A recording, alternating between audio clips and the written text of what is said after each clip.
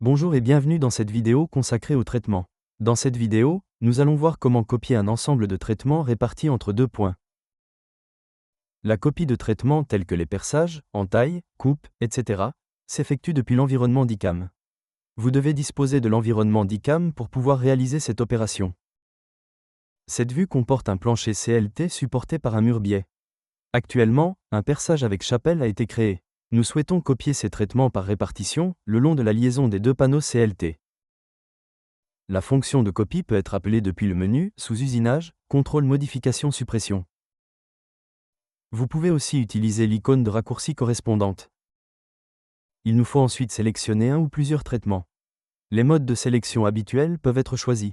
On sélectionne donc ce groupe de perçages que l'on souhaite copier, et l'on termine la sélection par un clic droit. Une boîte de dialogue s'ouvre dans laquelle vous pouvez choisir deux options. Ici, nous choisirons « Point de référence et d'insertion ». S'ouvre alors une autre boîte de dialogue depuis laquelle on retrouve différentes options. Dans cette vidéo, nous utiliserons uniquement le troisième mode de copie. À noter qu'aucune sélection de composants ne sera demandée, puisque la copie s'effectue sur le même composant que celui sur lequel les usinages choisis ont été réalisés.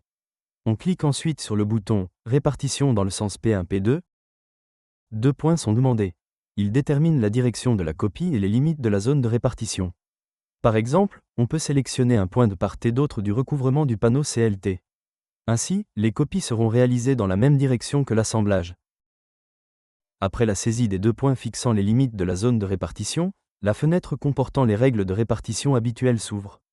On retrouve donc la distance entre les deux points saisis, la possibilité de définir l'entraxe ou l'entretoise, la position de la première copie et de la dernière copie.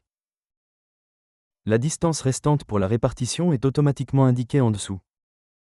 Les copies intermédiaires seront donc réalisées dans cette zone restante. Si cette distance ne permet pas d'effectuer une répartition uniforme, la distance restante est ensuite redistribuée en début, en fin ou partagée entre chaque copie.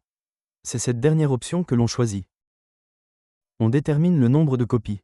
À noter qu'un aperçu des copies est automatiquement visible. Enfin, on a la possibilité de supprimer les traitements sélectionnés en cochant cette case. On n'a plus qu'à valider en cliquant sur OK. Et voilà, les traitements sélectionnés ont été supprimés, mais dans le même temps, ont été copiés par répartition entre les deux points choisis. Vous pouvez désormais copier vos traitements sur une même barre par répartition entre deux points. Merci d'avoir visionné cette vidéo en espérant qu'elle vous a été utile. N'hésitez pas à consulter les autres contenus vidéo de notre chaîne YouTube, et à bientôt pour de nouvelles vidéos.